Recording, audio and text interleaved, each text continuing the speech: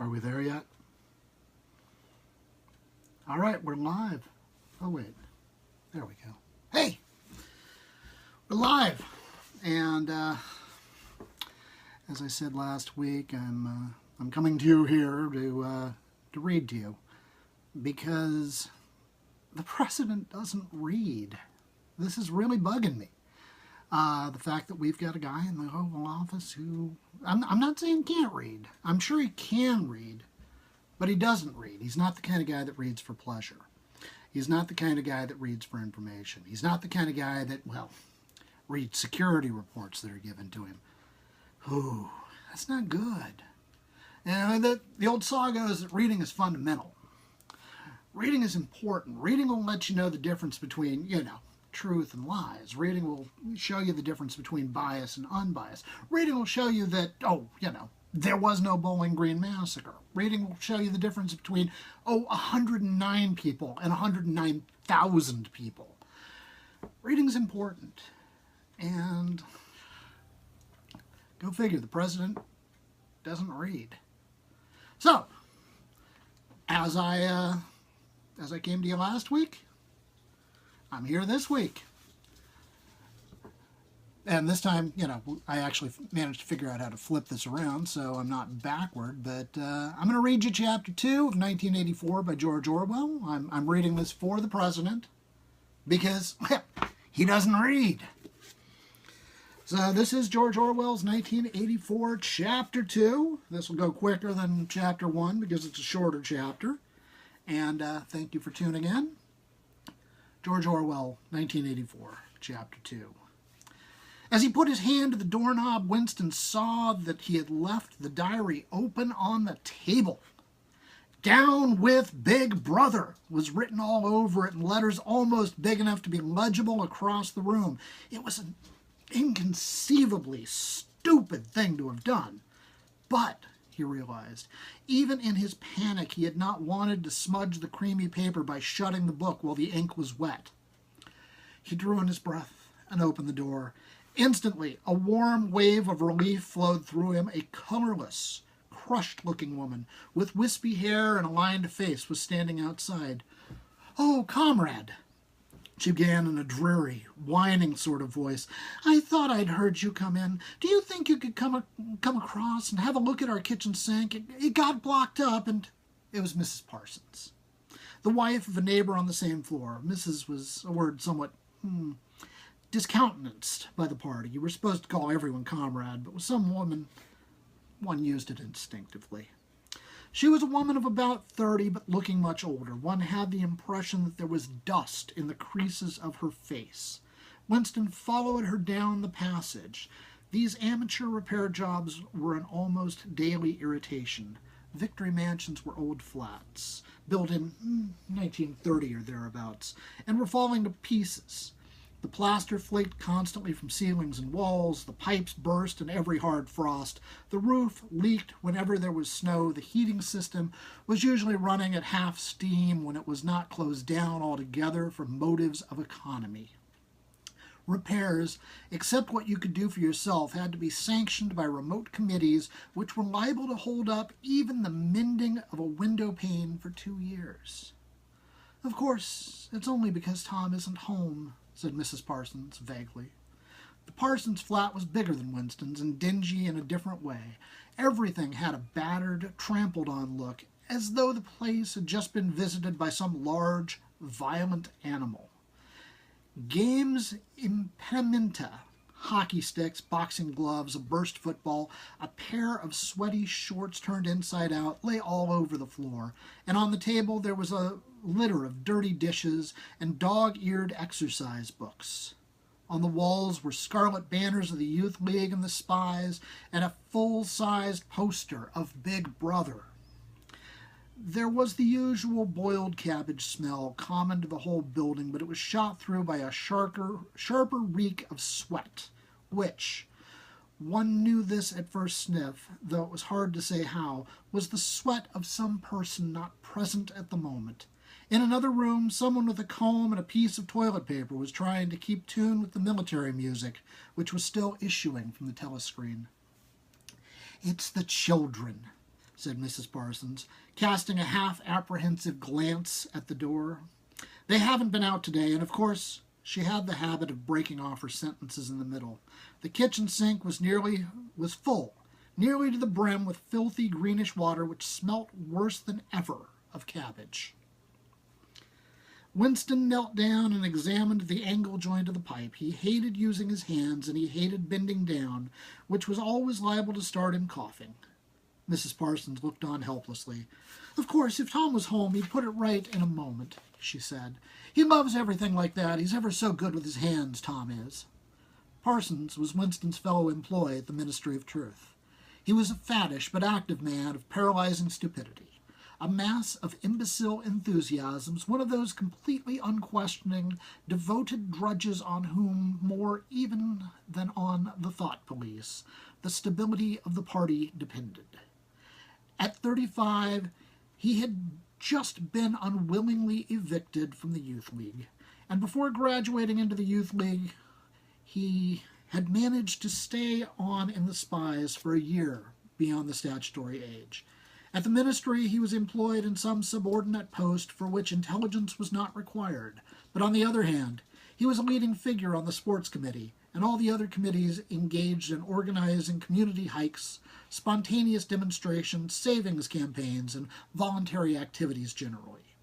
He would inform you with quiet pride between whiffs of his pipe that he had put in an appearance at the community center every evening for the past 4 years. An overpowering smell of sweat, a sort of unconscious testimony to the strenuousness of his life, followed him about wherever he went, and even remained behind him after he had gone. "Have you a spanner?" said Winston, fiddling with the nut on the angle joint. "A spanner?" said Mrs. Parsons, immediately becoming invertebrate.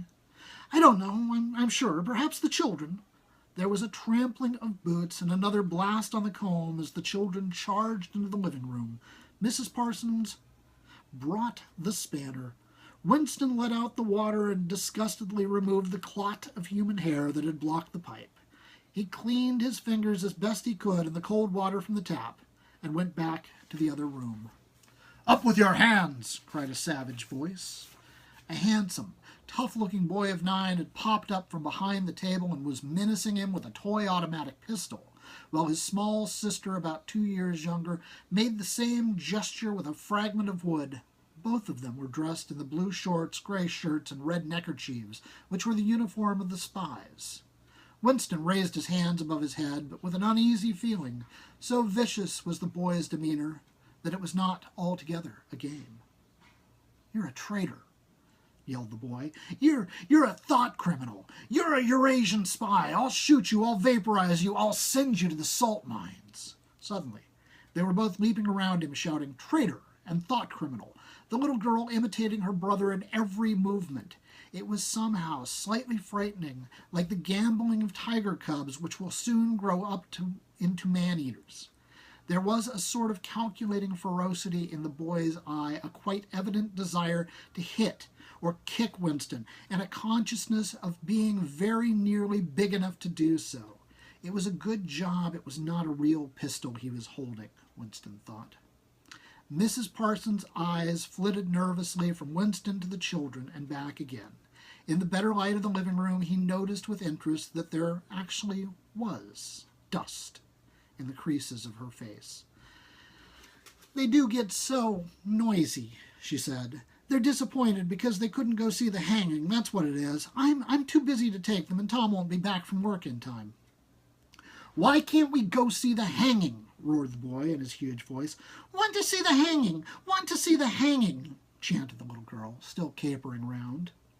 Some Eurasian prisoners, guilty of war crimes, were to be hanged in the park that evening. Winston remembered. This happened about once a month, and was a popular spectacle. Children always clamored to be taken to see it.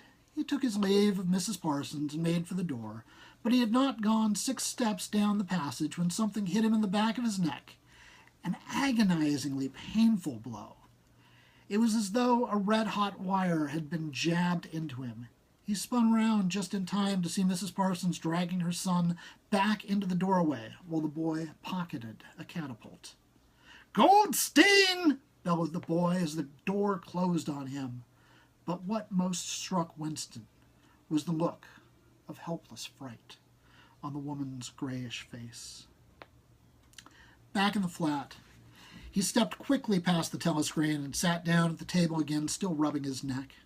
The music from the telescreen had stopped. Instead, a clipped military voice was reading out, with a sort of brutal relish, a description of the armaments of the new floating fortress which had just been anchored between Iceland and the Faroe Islands. With those children, he thought, that wretched woman must lead a life of terror. Another year, 2 years, and they would be watching her night and day for symptoms of unorthodoxy. Nearly all children nowadays were horrible.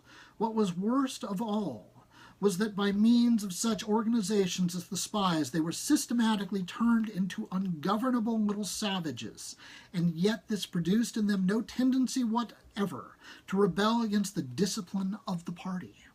On the contrary, they adored the party and everything connected with it. The songs, the processions, the banners, the hiking, the drilling with dummy rifles, the yelling of slogans, the worship of Big Brother. It was all a sort of glorious game to them. All their ferocity was turned outward, against the enemies of the state, against foreigners, traitors, saboteurs, thought criminals. It was almost normal for people over 30 to be frightened of their own children, and with good reason, for hardly a week passed in which the Times did not carry a paragraph describing how some eavesdropping little sneak, child hero was the phrase generally used, had overheard some compromising remark and denounced his parents to the thought police. The sting of the catapult bullet had worn off. He picked up his pen half-heartedly, wondering whether he could find something more to write in the diary. Suddenly, he began thinking of O'Brien again. Years ago, how long was it? 7 years it must be. He had dreamed that he was walking through a pitch-dark room, and someone sitting to one side of him had said as he passed, "We shall meet in the place where there is no darkness." It was said very quietly, almost casually, a statement, not a command. He had walked on without pausing. What was curious was, at the time, in the dream, the words had not made much impression on him. It was only later, and by degrees, that they had seemed to take on significance. He could not now remember whether it was before or after having the dream that he had seen O'Brien for the first time, nor could he remember when he had first identified the voice as O'Brien's. But at any rate, the identification existed. It was O'Brien who had spoken to him out of the dark. Winston had never been able to feel sure. Even after this morning's flash of the eyes, it was still impossible to be sure whether O'Brien was a friend or an enemy. Nor did it even seem to matter greatly. There was a link of understanding between them more important than affection or partisanship. "We shall meet in the place where there is no darkness," he had said. Winston did not know what it meant, only that in some way or another it would come true. The voice from the telescreen paused. A trumpet call, clear and beautiful, floated into the stagnant air. The voice continued, raspingly. "Attention! Your attention, please. A news flash has this moment arisen from the Malabar front. Our forces in South India have won a glorious victory. I am authorized to say that the action we are now reporting may well bring the war within measurable distance of its end. Here is the news flash." Bad news coming, thought Winston. And sure enough, following on a gory description of the annihilation of a Eurasian army with stupendous figures of killed and prisoners, came the announcement that, as from next week, the chocolate ration would be reduced from 30 grams to 20. Winston belched again. The gin was wearing off, leaving a deflated feeling. The telescreen, perhaps to celebrate the victory, perhaps to drown the memory of the lost chocolate, crashed into "Oceana, 'tis for thee." You were supposed to stand to attention, however. In his present position, he was invisible. "Oceana, 'tis for thee" gave way to lighter music. Winston walked over to the window, keeping his back to the telescreen. The day was still cold and clear. Somewhere far away, a rocket bomb exploded with a dull, reverberating roar. About 20 or 30 of them a week were falling on London at the present. Down in the street, the wind flapped the torn poster to and fro, and the word Ingsoc fitfully appeared and vanished. Ingsoc, the sacred principles of Ingsoc. Newspeak, doublethink, the mutability of the past. He felt as though he were wandering in the forces of the sea bottom, lost in a monstrous world where he himself was the monster. He was alone. The past was dead. The future was unimaginable. What certainty had he that a single human creature now living was on his side? And what way of knowing that the dominion of the party would not endure forever? Like an answer, the three slogans on the white face of the Ministry of Truth came back at him. War is peace. Freedom is slavery. Ignorance is strength. He took a 25-cent piece out of his pocket there, too, in clear, tiny lettering. The same slogans were inscribed, and on the other face of the coin, the head of Big Brother. Even from the coin, the eyes pursued you, on coins, on stamps, on the covers of books, on banners, on posters, and on the wrapping of a cigarette packet, everywhere. Always the eyes watching you and the voice enveloping you, asleep or awake, working or eating, indoors or out of doors, in the bath or in bed, no escape. Nothing was your own except the few cubic centimeters inside your skull. The sun had shifted round, and the myriad windows of the Ministry of Truth, with the light no longer shining on them, looked grim as the loopholes of a fortress. His heart quailed before the enormous pyramidal shape. It was too strong. It could not be stormed. 1,000 rocket bombs would not batter it down. He wondered again for whom he was writing the diary. For the future? For the past? For an age that might be imaginary. And in front of him there lay not death but annihilation. The diary would be reduced to ashes and himself to vapor. Only the thought police would read what he had written before they wiped it out of existence and out of memory. How could you make an appeal to the future when not a trace of you, not even an anonymous word scribbled on a piece of paper, could physically survive? The telescreen struck 14. He must leave in 10 minutes. He had to be back at work by 14:30. Curiously, the chiming of the hours seemed to have put new heart into him. He was a lonely ghost uttering a truth that nobody would ever hear, but so long as he uttered it, in some obscure way the continuity was not broken. It was not by making yourself heard, but by staying sane, that you carried on the human heritage. He went back to the table, dipped his pen, and wrote. To the future, or to the past, to a time when thought is free, when men are different from one another and do not live alone, to a time when truth exists and what is done cannot be undone. From the age of uniformity, from the age of solitude, from the age of Big Brother, from the age of doublethink, greetings. He was already dead, he reflected. It seemed to him that it was only now, when he had begun to be able to formulate his thoughts, that he had taken the decisive step. The consequences of every act are included in the act itself. He wrote, "Thought crime does not entail death. Thought crime is death." Now that he had recognized himself as a dead man, it became important to stay alive as long as possible. 2 fingers of his right hand were ink-stained. It was exactly the kind of detail that might betray you.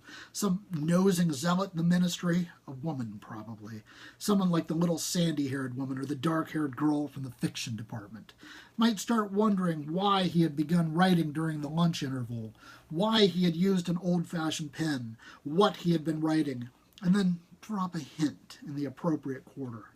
He went to the bathroom and carefully scrubbed away the ink with the gritty dark brown soap, which rasped your skin like sandpaper and was therefore well adapted for this purpose. He put the diary away in the drawer. It was quite useless to think of hiding it, but he could at least make sure whether or not its existence had been discovered. A hair laid across the page ends was too obvious. With the tip of his finger, he picked up an identifiable grain of whitish dust and deposited it on the corner of the cover, where it was bound to be shaken off if the book was moved. That was Chapter 2 of 1984 by George Orwell. I'm going to be coming to you every Friday at noon to keep reading it to you because, well, the president doesn't read. So I'm reading it to him. I hope you enjoyed it. Thanks for tuning in.